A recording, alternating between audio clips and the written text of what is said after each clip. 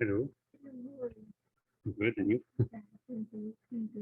I was, I'm the person that was on the surgery. Okay, yes. But I couldn't take my insurance. Mm, So I was wondering when can I close it? So if you don't come to the midterm, you don't have to say anything, do anything. It's just the weight is transferred to the final. So the Like final, points. yeah, exactly. The points just the midterm is worth 0, and the final is worth whatever the point of the final plus the midterm. So what I do in that case? Oh, nothing. You just show up for the final and study much harder to make sure that you have a good grade. But I can take the midterm too. Yeah, sure, sure, sure. So it doesn't like really affect that much if I didn't take the first one. No, it doesn't. Well, it's better to spread the risk over more exams, that's for sure. But things happen, So in my so case, I couldn't take it again, no, you cannot. even without I mean, with Doctor, English. yeah, With my doctor. español, Yes. With my doctor. Well, with the card of the hospital. yeah, but no, it doesn't matter because there are so many people that we cannot do that. No.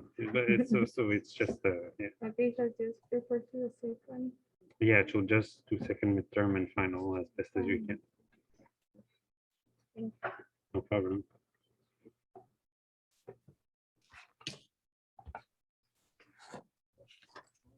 you.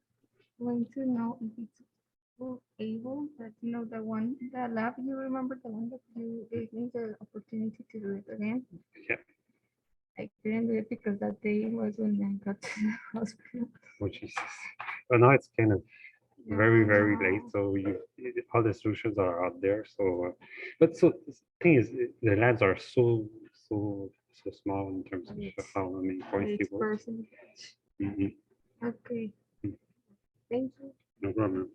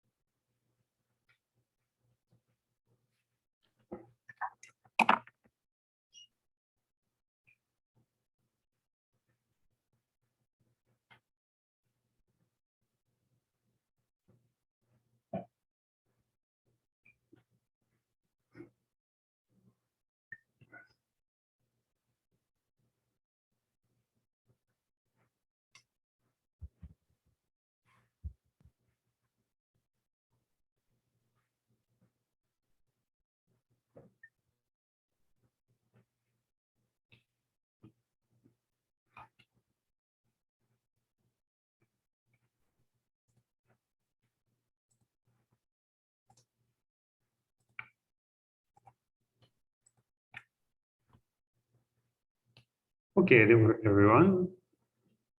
So as you know, we are a bit in front of the other classes, maybe, I don't know. Oh, yeah, by the way, so for all of those who email me once in a while and say, oh, when are you going to have my grade? Uh, I'm checking my emails to know when they grade it. So on Moodle, there's no information. So please, if you ask your friends in other sections and they say, yeah, I've got my grade, then email me and say, my other friends got their grades, what's going on? But otherwise, I don't know more than they do, all right? So before it was on Moodle, so it was easy to grade, but now it's, yeah, it was in person, so I don't know how it's done. Yeah, so as I was saying, we're a bit in front of your classes. So I've got some requests to advise you or help you out to do some exercises. And I thought, why not? Since we have time, we can just spend a few moments doing some of the exercises in the textbook. So, and I was suggested two in particular that I thought were interesting. And since you still have the whole week to do the lab, my guess is most of you haven't started doing it. So this is question 7.4.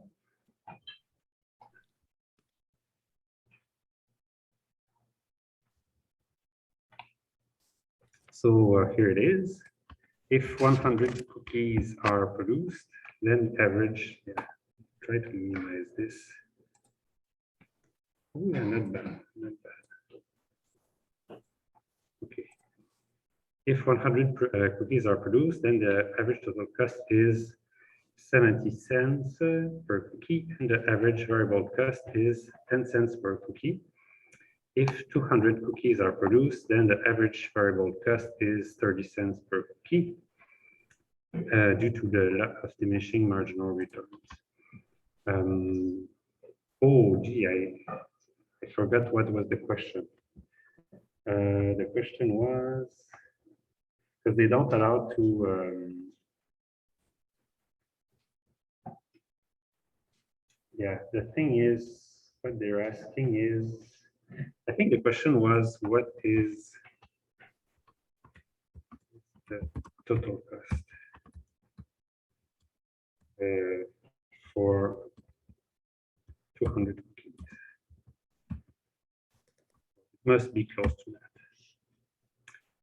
Okay, so somebody's got a clue how we should do such a thing. So this is chapter 7, short run costs for firms. So what are we missing there?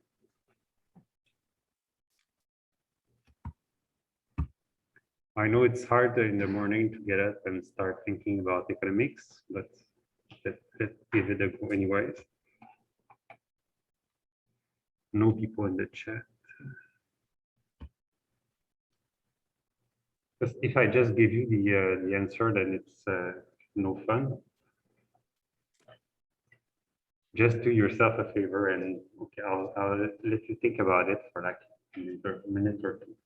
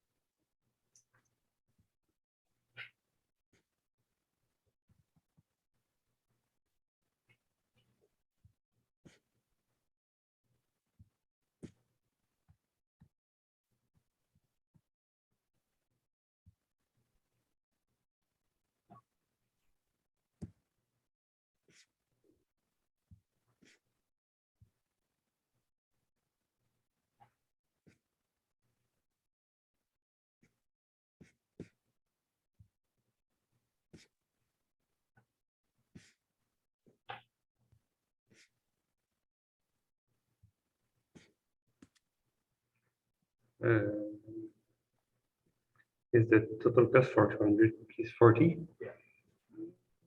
Not quite, not quite. But 40 is something. It's an interesting number for our case.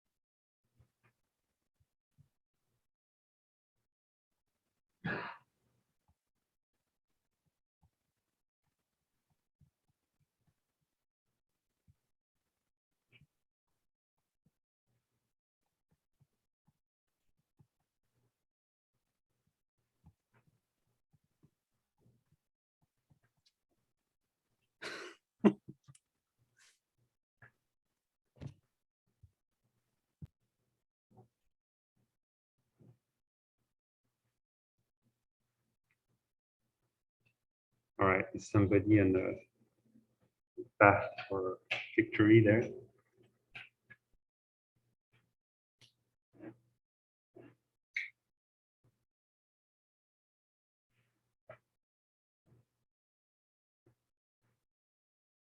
I'm not asking for the whole answer, but just what's missing there. What's the difficult aspect of it?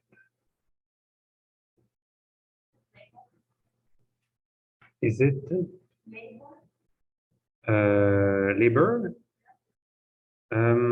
So we don't really see what we just say there's an average cost. Yeah, might be labor. So yeah, it's a good, but it doesn't change the answer. Let's see, there's no fixed cost. Well, there might be, just that it's not said what it is. Okay, so I was just waiting for somebody to raise that question there. So let's just look at what costs are. So total costs. So this is what they're asking there, or the total cost is equal to the variable cost plus the fixed cost. Or we can write it this way. So PC equal to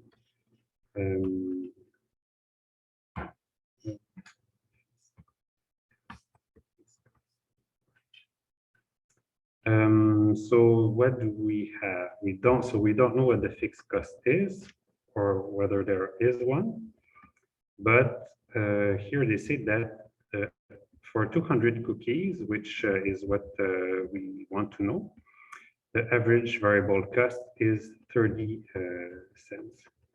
So if the average variable cost is 30 cents for 200 cookies, then how should I find the total average cost, the total variable cost, sorry.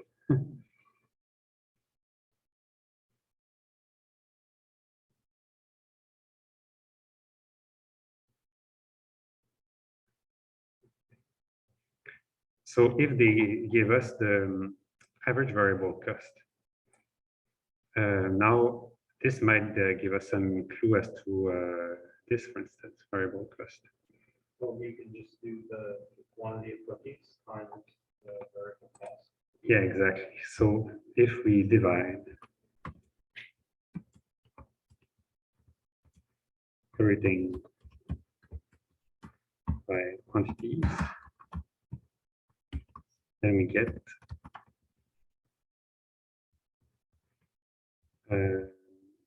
average total cost, total average cost. I don't know what I don't remember what the exact is equal to the average variable cost plus average cost. Or if I use symbol, I'm just going to write VC divided by Q equals VC divided by Q plus fixed cost by Q. Or that's just ATC plus AVC equals to AVC plus AFC. So now we have this 30 cents and we have the quantity Q 200. So we know that the average variable cost is equal to the variable cost divided by the quantity. So the variable cost is going to be equal to the average variable cost multiplied by Q. So it's equal to 3 cents and 30 times 200. That's $60, right?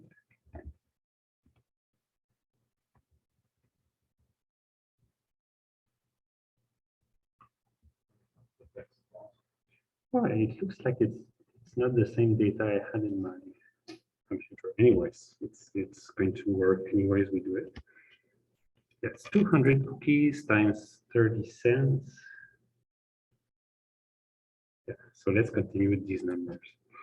So then the only thing I'm missing is this guy, right? Fixed cost. How can I find it?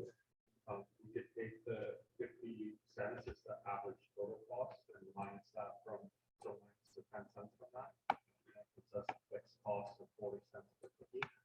And then multiply 40 since that doesn't change, this is fixed cost, and add that to 60, the total is 100. Bingo, exactly. So let's just do that. So here, just to remind ourselves, this is for 200 cookies. And now let's go to the first part of the question for 2 equals 100 cookies. Then I have that. So let's use that one.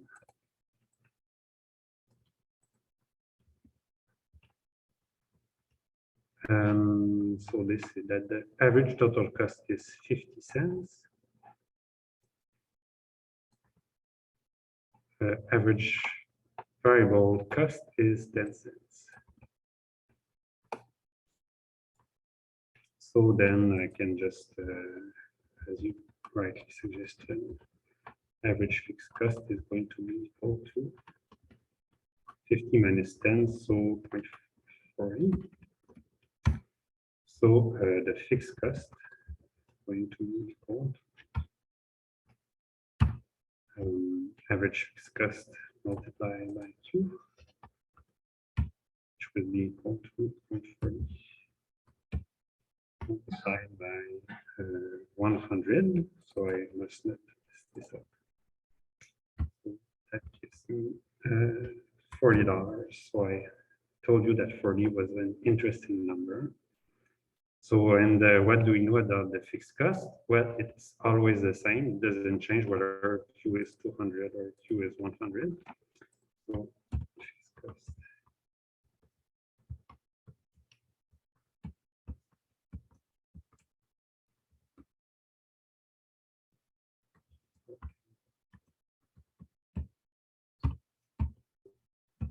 So we get that, get our answer there.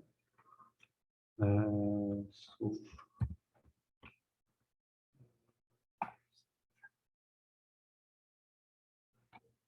yeah, so total cost equals to variable cost here, which is, as we said, 60. I think we made a mistake somewhere. I don't know where, but it was a different answer when I did it yesterday. What's the numbers I have there?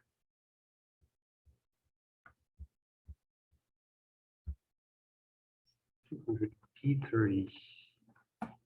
Does that make sense?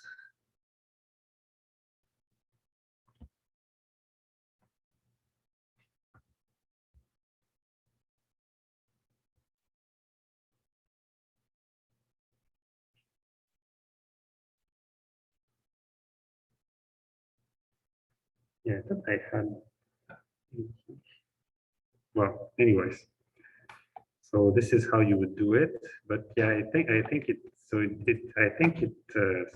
this looks like it's 100, but yeah, yesterday I got 120 for some reason. So, and I think the answer is 120. So fix this for me. Maybe there's some number that's fishy there. This looks like it makes sense. Average variable cost is 30 cents.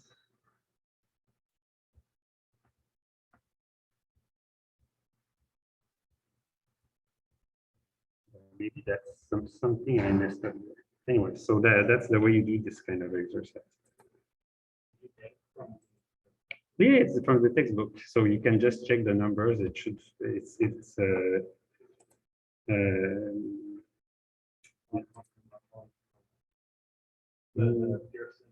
yeah. Yeah, maybe. So that's the way you should do it anyways. Yeah, so 200 is 30, that 30, that's 60. I don't know what's wrong with this. Yeah.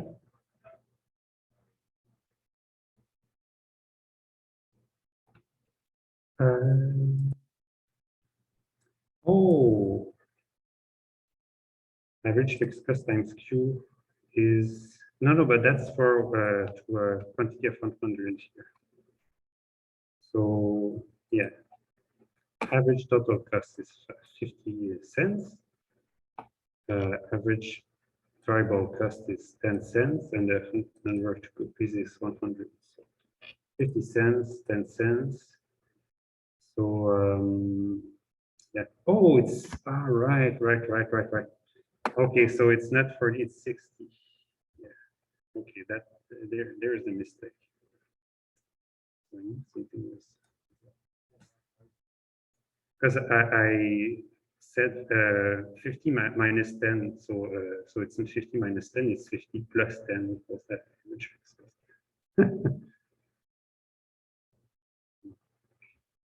Yeah.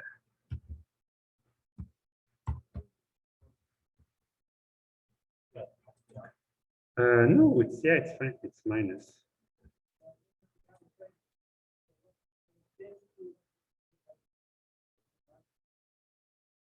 Yeah. Okay. Anyways, so please fix this.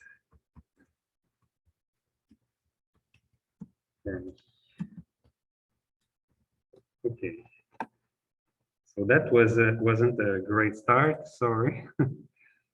Oh, Pearson says it's 100. Oh, so I got the right answer. But yesterday I got 120. So okay. So probably what's going on is they changed the answer. So I'm like thinking there might be something wrong, but okay. Thanks a lot, Mike. You saved my ego this morning. Okay, so next question that was suggested is that one, which is, yeah, it's an interesting one. So that's at the end of the chapter, like the practice problems. I don't know if there's a solution for it, so I try and to do it myself. So here we go. This question requires you to understand the relationship between total product, average product, marginal product. Each of the diagrams below show how total product changes as the quantity of the variable input, which we call L changes. So L is the variable input. These reflect 4 different production functions. In each case, described in words, how total input depends on the amount of variable input. So we have 4 cases.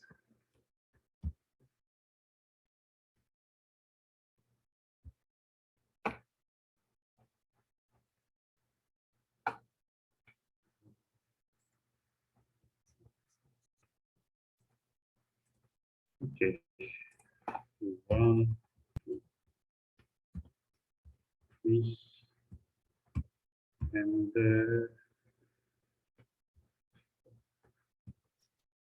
so 1, I would say it's linear.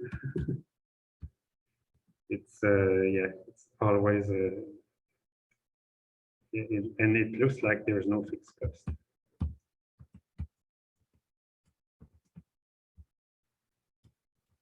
No, I mean, yeah, no, I'm not saying this how I'm saying. Yeah, so when we start at 0, anyways, it looks like it's yeah, the returns are just linear and returns to labor input are constant. So why am I saying this? Well, because if I have 0 labor, I have 0, then every time I add 1 unit of labor, I get 3 units of output because the slope is 3. So that's why it's linear and the return is constant.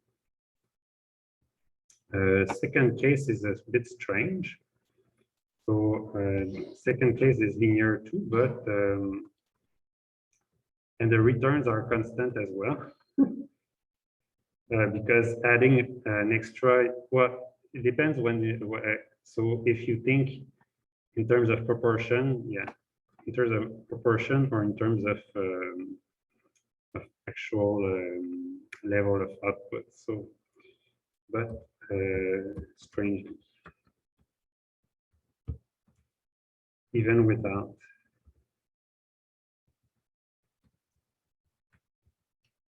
worker reproduce, then, which is surprising. Oh, yeah, sorry, people at home, I'm going to share that screen.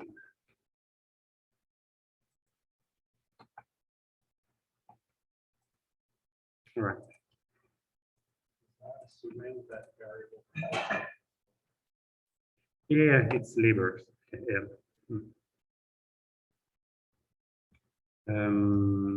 Yeah, so that one is quite surprising, actually. Because, you know, if somehow you need employees in your firm, then it's sort of really strange that you can still produce. So maybe that's like assuming that you are the CEO and you can do all this stuff by yourself, but then you have to hire other people to start increasing production. I don't know. All right, 3. Well, you have linear from 0 to 10, then constant. So by which I then constant output regardless the number 4.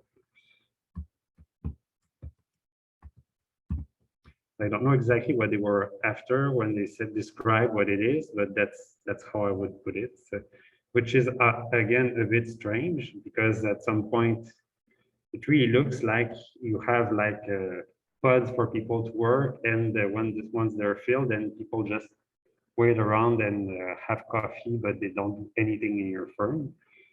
So yeah, return is for return. Return.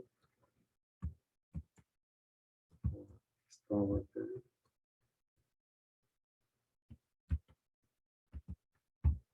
Above. Then is 0. And yeah, the last one makes more sense to me. So this is more in line with what we know. So nonlinear.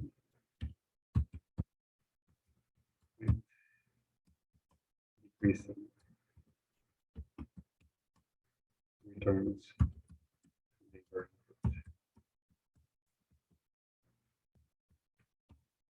Here it's the first worker is quite productive, the second one a bit less, the third one a bit less. So they don't give number, but that's roughly what's going on. So this is more in line with what you would see in a normal economic model, right? And now, but this is just a warm up. So the B is this was big. And then the fun starts with. So for each production function, draw a diagram showing the average product curve. Replace, recall that AT is given by the total output divided by the total variable input. Yeah.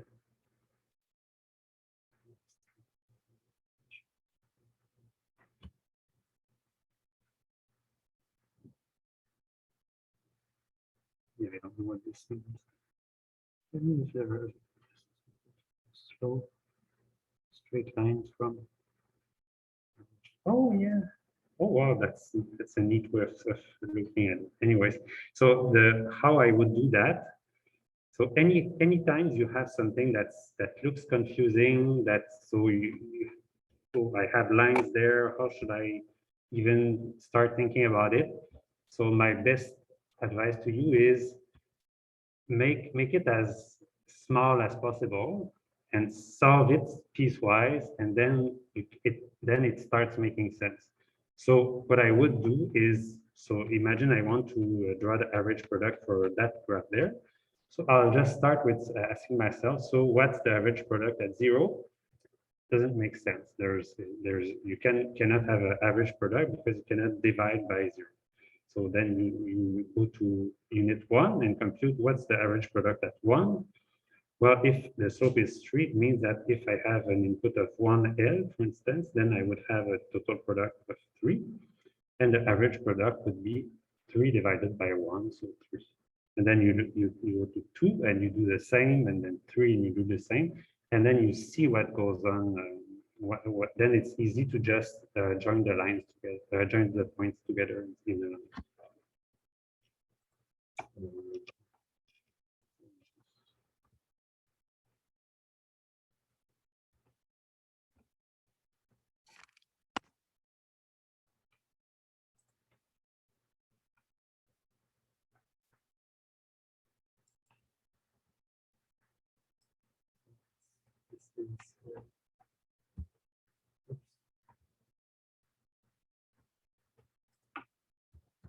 Okay, first one.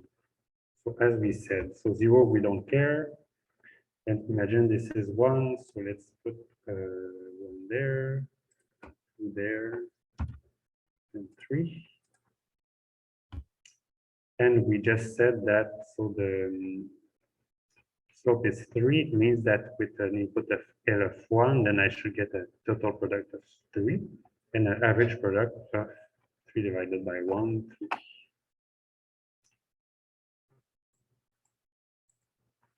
So imagine this is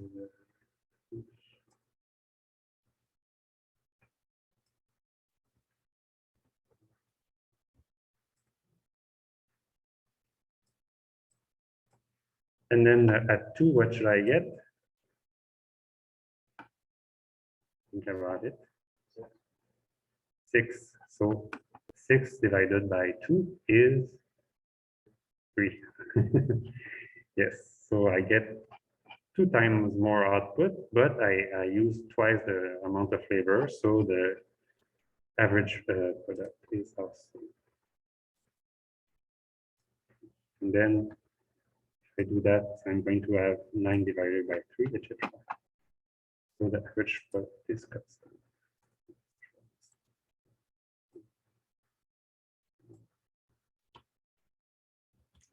All right. So that was the first one. And now it doesn't mean it's always going to be that easy.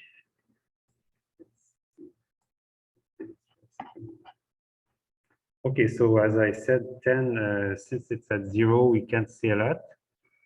But at 1, how much should we have? Well, the slope here is. Oh, yeah, am I again not sharing my screen? Oh, no, I think I was.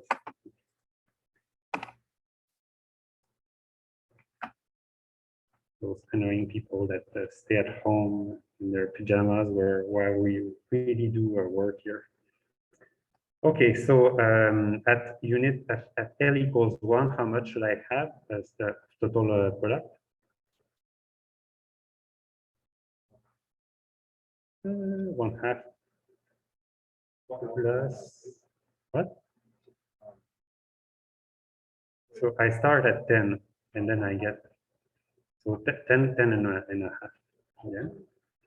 Yeah, and then at L equals 2, then I have 2 more, 1 more plus 10, so I have 11. Then at 3, I have 11 and a half, and at 4, I have 12.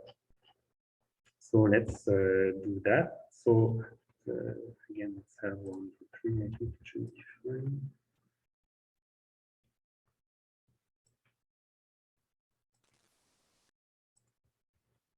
So this is a very neat exercise just to read graphs, and because they really don't give you so much information, but they give you enough to say stuff. Here they don't say anything, so we can basically draw it as we like, but here they give you enough information. Okay, so at L equals 1, we said that we have 10.5 divided by 1, so that's 10.5. 10.5. Yeah, so now with the decimals and stuff, it's not going to be that easy. And at 2, I have 11. So I have, so the average product is, I confused. Yeah, so let me just y equals, no, sorry. L equals 1. Total product equals 10.5. And average product equals 10.5. Then I got total product equals 11. So that's sorry about that. 11 divided by 2, that's for 5.5. So it goes down, and then at n equals 3, let's just do these 3, 11.5. And then that's 11.5 divided by 3. So yeah, I did complete it. So that's 3.83.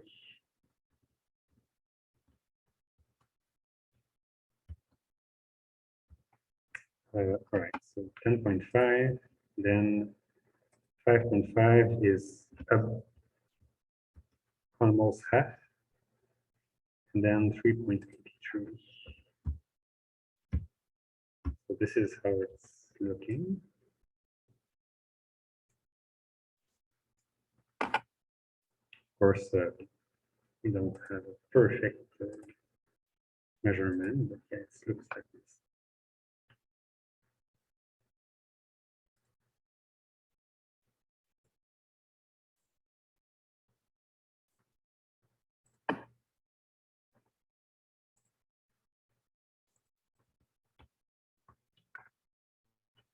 So that's our average product. And that was now.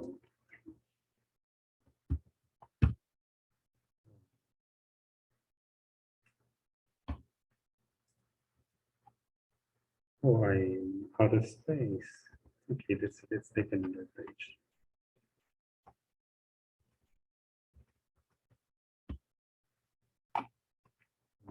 Share.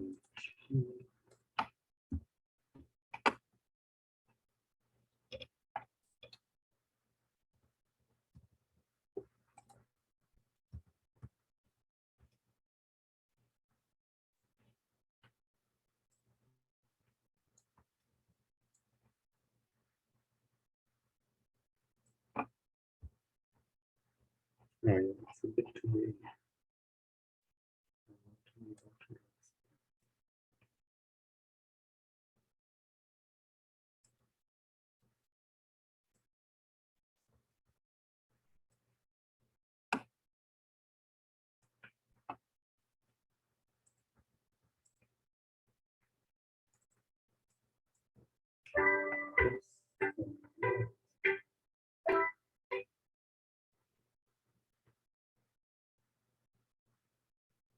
Okay, so what was 3 again? Let's just check quick. Yeah, so slope is 3, and then up to 10, and then it's 0. So let's do the same. So I have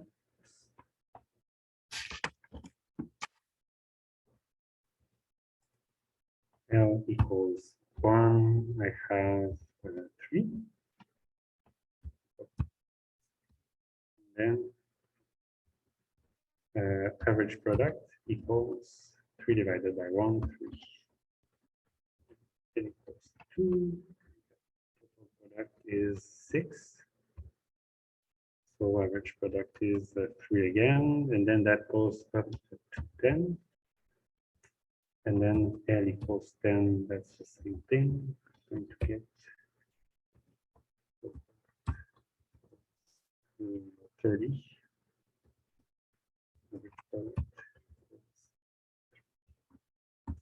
But then L equals 11, and then total product.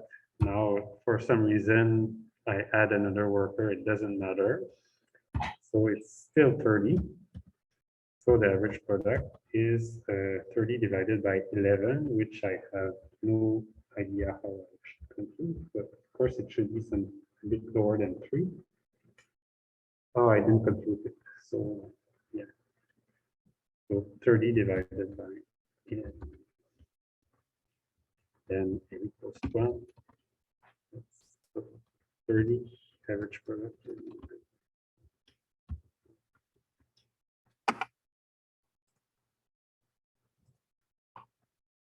So let's rewrite this thing. So all we have is 33, and then it's lower than 2. Let's look at 10 there. And then that one.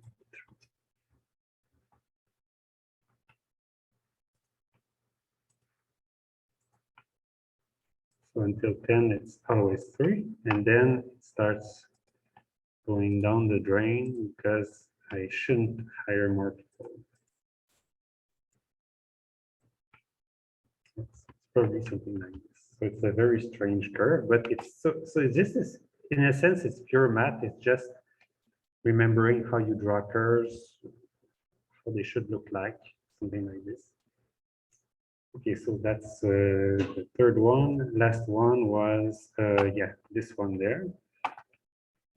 So, well, they don't say what the slope is, so it can be anything really.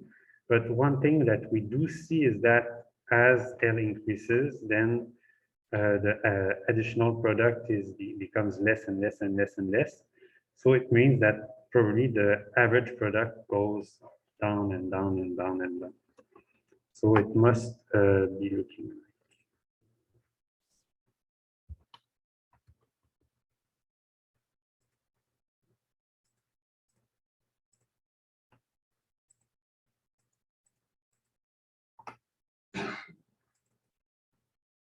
But again, they don't give this number, so that's the best we can do.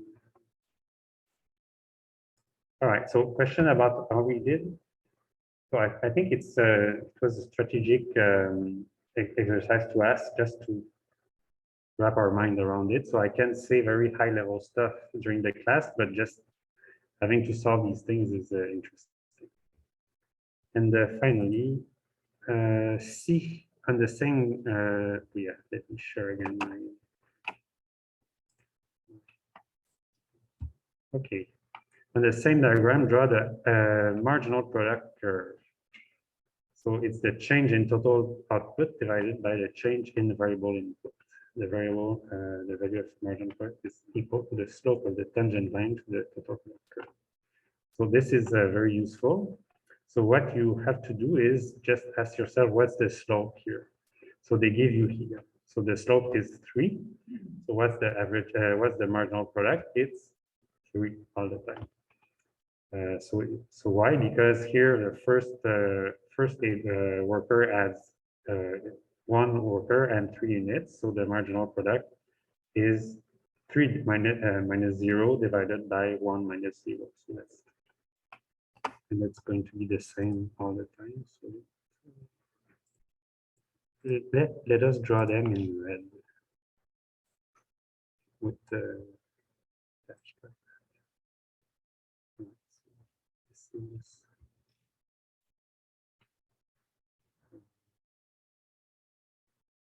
This would be our product. This would be our marginal product. And this would be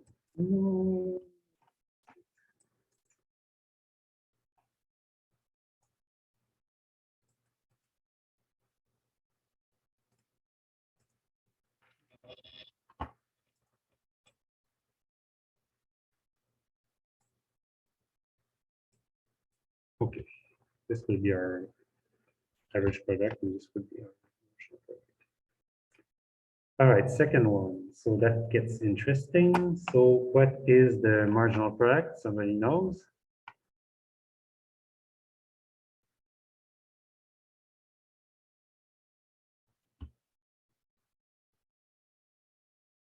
Yeah.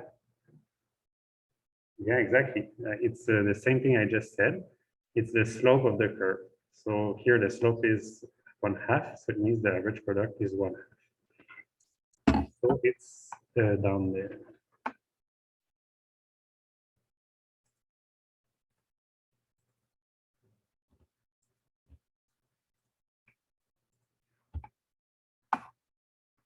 So it's very, very small.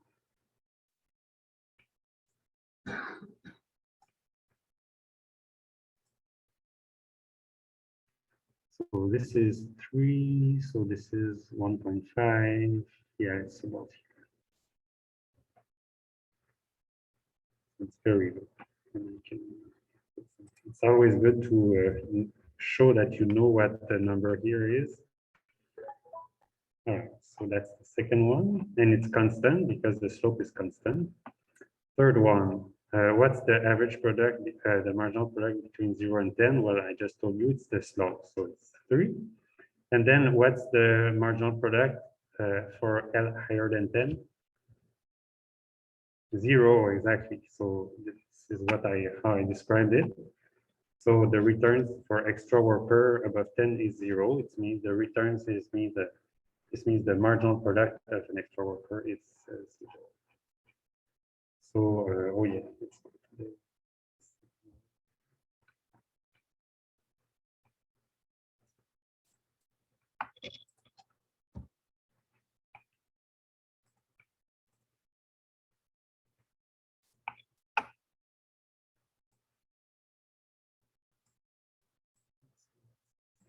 this, and then it becomes 0.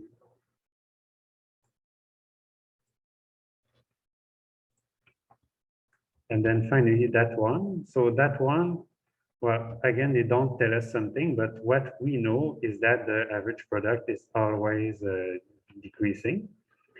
And also, should it be above or below the, I mean, the marginal product is always decreasing. Should it be above or below the average product? Yes, why?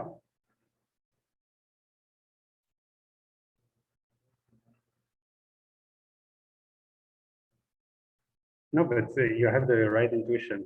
So let me tell you. So here the marginal product is, so what can you see there? Average product is declining and the marginal product is below. Let us look at here. Here the average product is the same and the marginal product is the same. Here the average product is declining and the marginal product is below. So every time the average product is declining, it's because the marginal product is below it. So that's a good intuition. And if you remember, to the marginal product crosses the average product at its minimum. So if the marginal product looked like this, for instance, the average product, sorry, then you would know that the marginal product would have to look.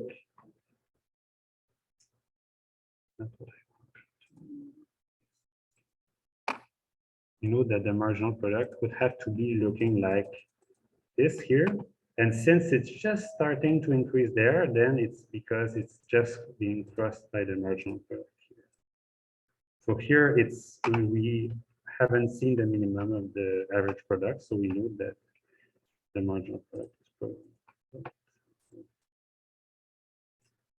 So I can't really know what the shape of the curve is exactly. So that's how you would draw these things.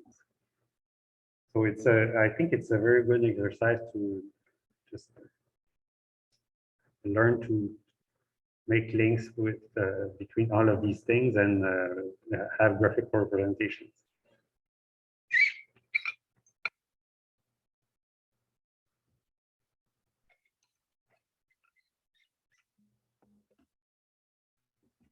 If there is no question, we're going to go towards today's class, which is just me again drawing doodles. That's all there is to it. Sorry if you were expecting slides.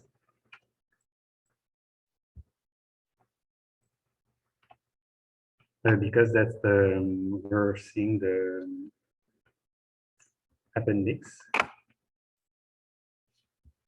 But it's an easy appendix in my opinion.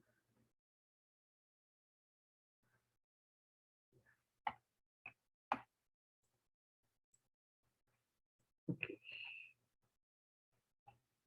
So we're back in the screen. Oh, it's every day there are more people at home. looks like being at home is a popular thing. At the end of the semester, I'm going to speak to an empty room. Everybody's going to be at home. No, please come. Okay. So,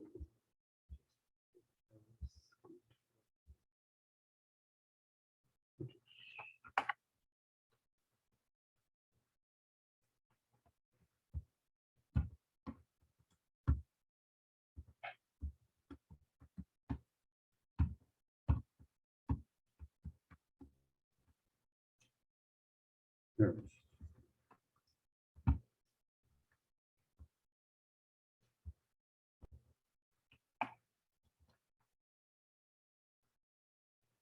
Okay, so what are isocons? So why I like the appendix chapter 8, I even think we should have started with this because it really shows that there are different, there are trade-offs between using one input or we're using another input. So last class, what we saw is that imagine that you planned on having a firm of a certain size, and then you would be stuck with this amount of say fixed input, and then only be able to vary to change the amount of the other. And you can see that the cost would increase because the quantity wouldn't be optimal. But so that's if you're stuck in the short term. But in the long term, we also see that there is a sort of optimal combination of various amount of input you could use. So I could decide to choose to use lots of machines, not many workers, lots of workers, not many machines, or a mix of both.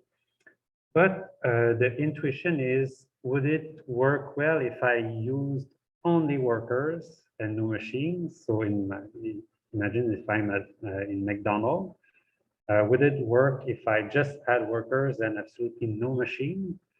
Or would it work if I had just robots everywhere and no workers? So you might have your preference. I think it's always possible to sort of do everything because yeah, it's restaurants have existed before machines and workers have existed, and maybe in the future of in 50 years we're just going to be served by robots everywhere and nobody's going to interact with us. Who knows? Everything is possible, but our intuition for today is that probably a good idea, a good mix is still to have a machine that does the deep frying or does yeah, the bread and the buns and stuff. But then there's at least a human that makes sure that all the machines work well and that can talk to people if they need to. So we usually tend to think that it's good idea to have a mix of both. And notice this thing, it's exactly the same idea with consumers. So if you think, oh, should I consume only juice or only pizza? Well, I could only drink juice all the time or yeah, imagine beer and pizza. Well, actually, you could only take pizza all the time because there is a tiny amount of liquid in it, so you wouldn't die. You could take beer all the time because some alcoholics do, and they can live for a very long time with just beer. I do not recommend that, but it's always possible. But what's in our intuition is, well, most people like to have a mix of both. So all the intuition we got from the consumer side, we're going to have also on the producer side. So let me draw isocons and then tell you what they are.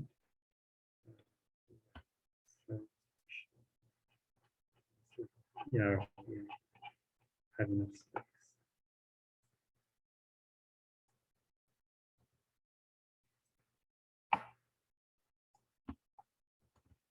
Imagine I have labor here and the capital here. So isocons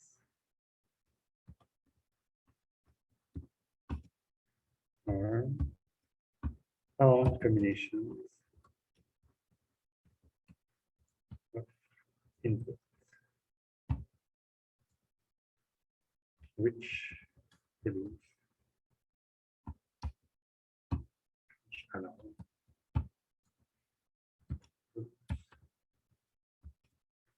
the same quantity of output.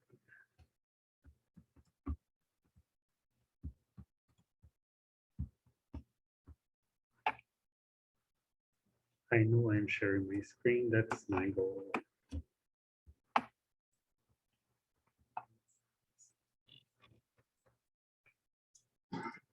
Okay.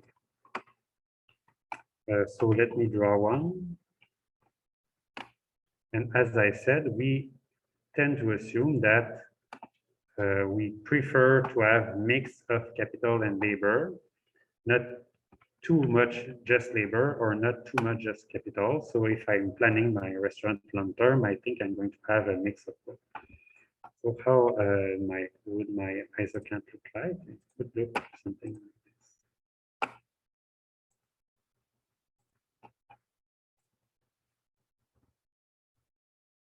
That's it.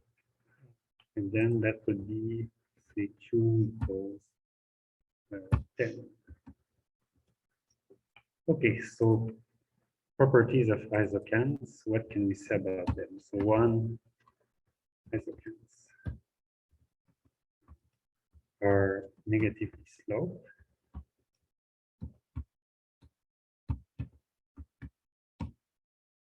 Why?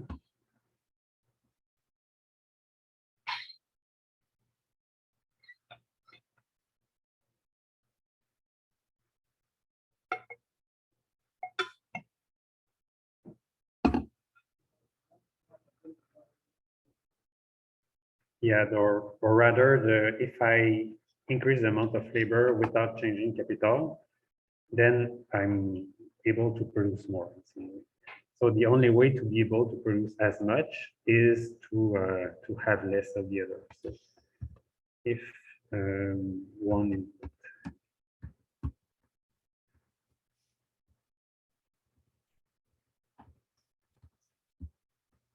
increases, decrease the other, maintain the same production.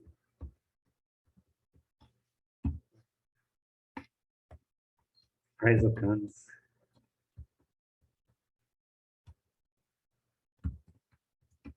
are convex. Why convex? I mean that they are or they are flatter as we move to the right. Why?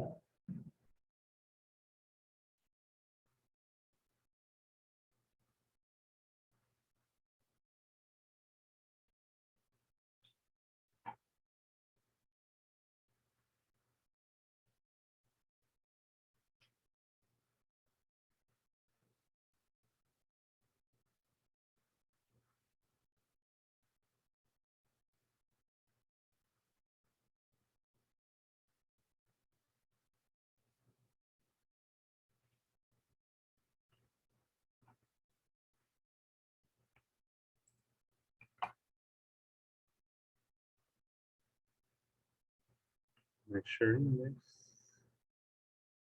Okay.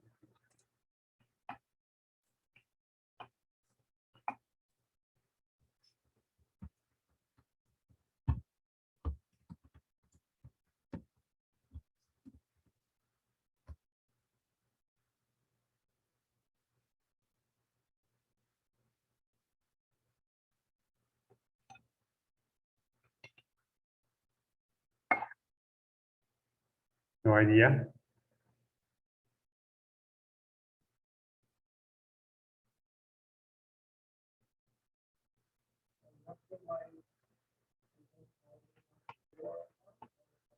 Why is it convex? Meaning, why is it getting flatter as I move to the right?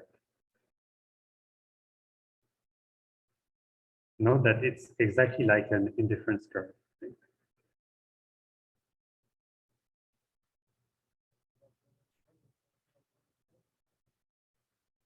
Yeah, but so Could it have been like this? Um,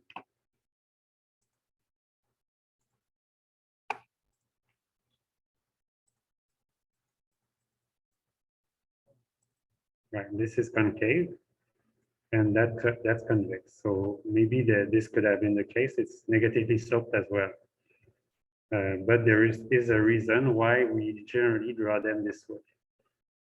And now I'm not saying it's always this way, but generally that's the way we draw them.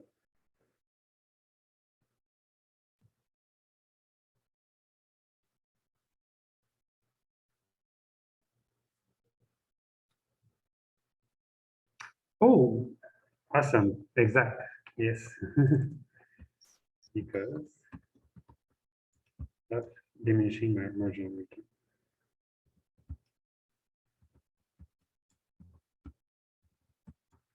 Returns. So it could be in either labor or capital, but usually we say it's both in both so in either labor or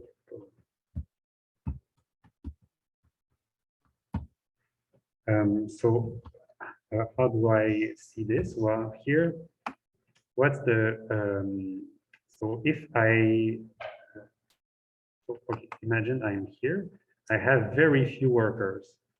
I add an extra worker to my team. So I had 3 workers, I add an extra one. So I have few of them, so they're super precious. I can give so many new tasks to that person. That's very useful for me. So my input is going to go up a lot. And I have very much, I have so much capital, I have nothing to do with it. So it doesn't matter to sacrifice a lot of it because it's not very productive. So the extra worker here is very productive and the extra machine there is not very productive. So I can sacrifice a lot of machine for one worker. And here, that's the opposite. I have like 50 workers and just 2 machines. So if you ask me, please produce the same amount, if I give you, so I'm going to, if I take one machine from you, I'm going to ask for 15 other workers to compensate for that one machine because it's very precious. So if little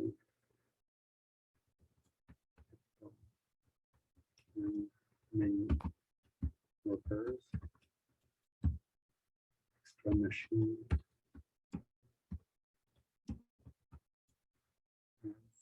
not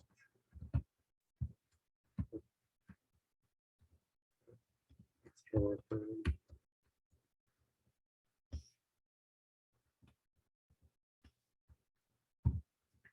Not that much. And vice versa.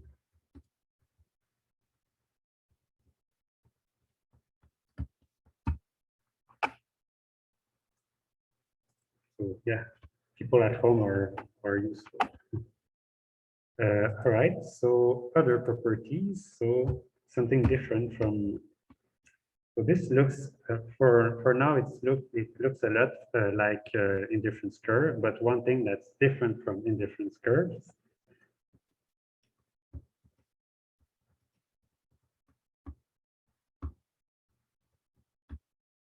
So contrary to indifference curves, isocants represent real values.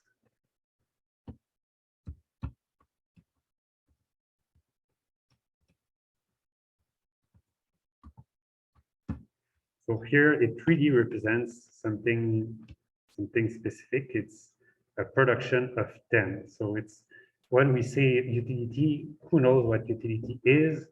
You could say I'm going to multiply that person's utility by 1,000, but so the indifference curve would just look the same. Here you cannot change what the meaning of the isocants are because it's if you ask the question, what do you need to produce 10 units? Well, you need either this amount of labor and that amount of capital, or this amount of capital, that amount of labor, that amount of capital. So it really represents something that's concrete. Now,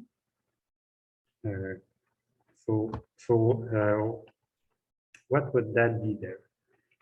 So here I have a lot of labor and little capital, so that would be more like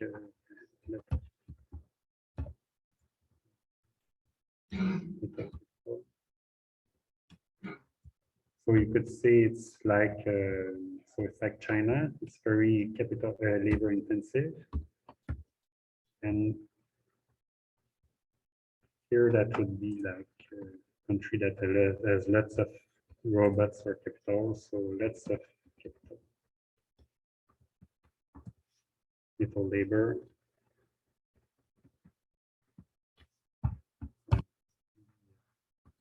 Japan has it.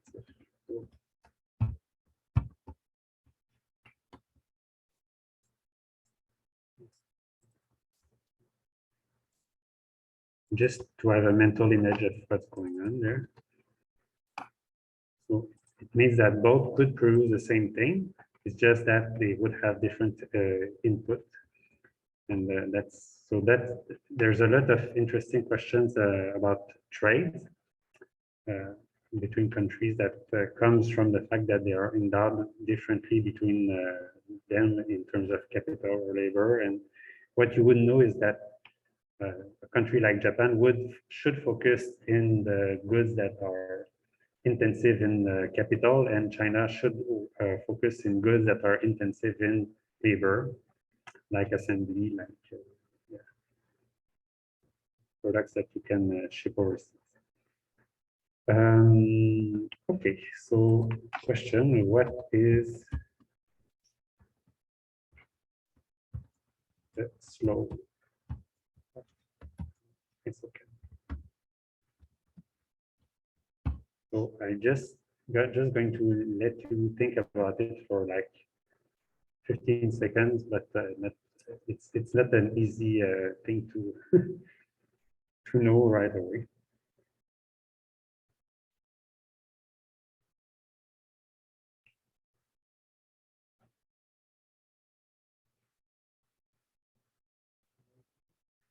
Yeah, negative, but we already said it here. So it's as we said, the shape here is a function of the fact that we have diminishing marginal returns. So marginal returns are somewhere in there. So let's have a go at it. So imagine I want to. So I'm going to do the same thing I already did for a consumer. So I want to change the output. So my output is Q, follows a function of labor and capital, right?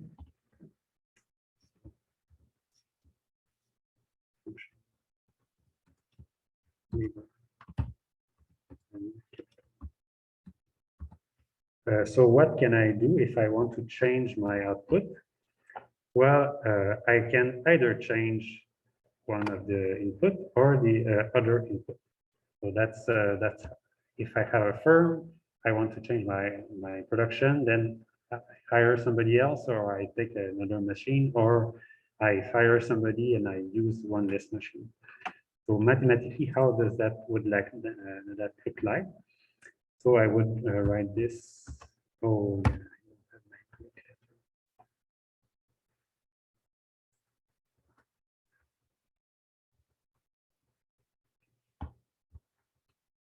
yeah. Delta Q would be equal to so how would I change Q? Well, I would change the amount of labor, so it would be delta L times how much will this change in labor affect my production? Well, it would affect it to the marginal production of labor. So if an extra worker adds, so we just saw at the beginning of the class, say I add one extra worker, my output increases by 3, for instance. So that's the marginal product of labor. marginal product of labor. And I could do the same. I could change the number of machines I have. So delta capital times the marginal product of capital.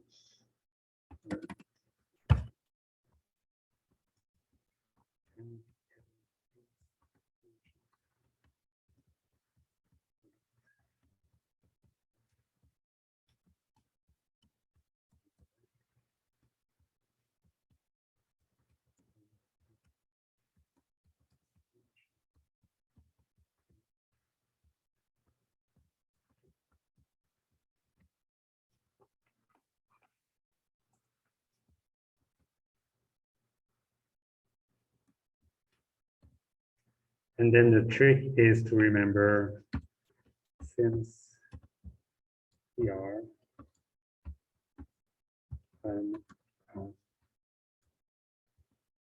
isotherm, then how much do I really want to change my quantity? Well, I don't want to change it, so delta Q equals 0. But then that still gives us a relation between delta L and delta K, MPL and K. So I get that this has to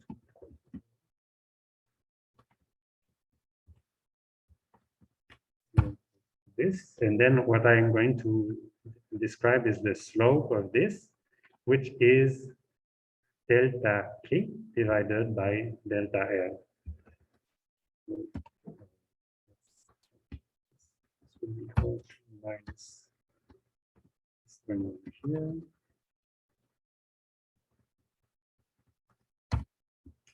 And let's just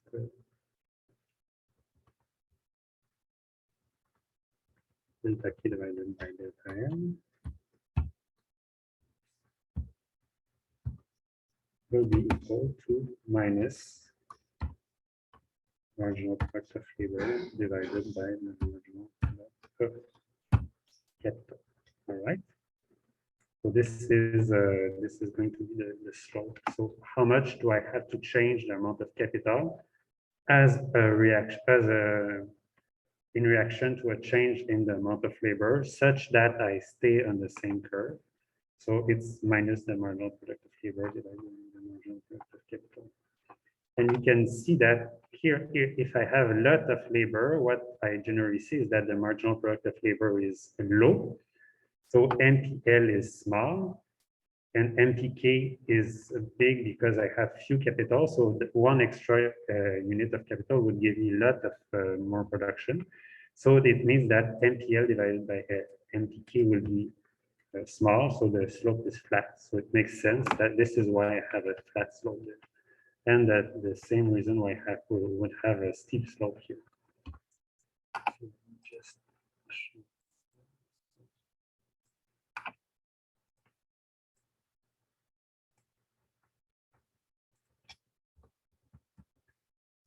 is marginal product of labor.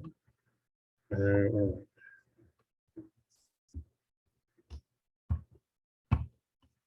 Okay.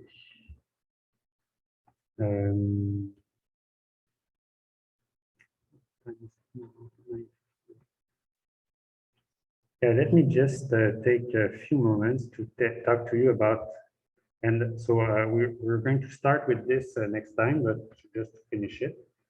But just to talk about two special isochrones. And you tell me whether that reminds you of something or not.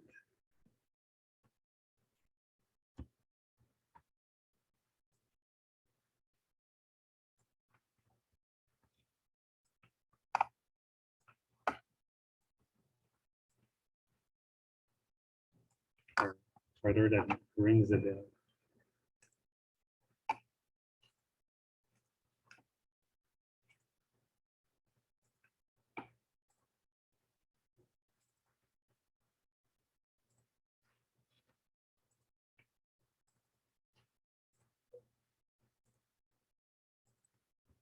So I've drawn 3, and then next one.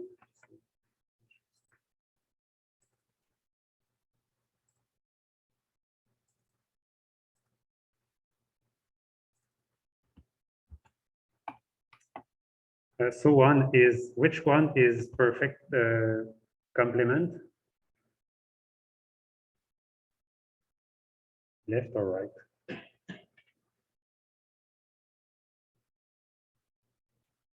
Left, good. This is perfect complement. Why do we say that? Well, because if I have one extra unit, I absolutely need of one, I absolutely need an extra unit of the other. This a good example is like pencils and students. And this is the number of exam.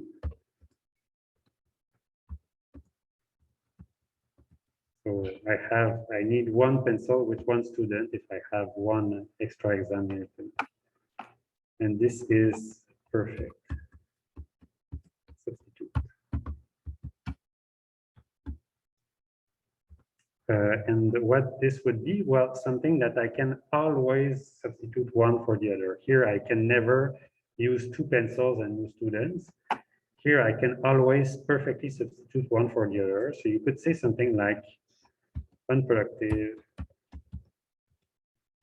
worker and productive worker. And one productive worker always produces 2 times more than one unproductive worker.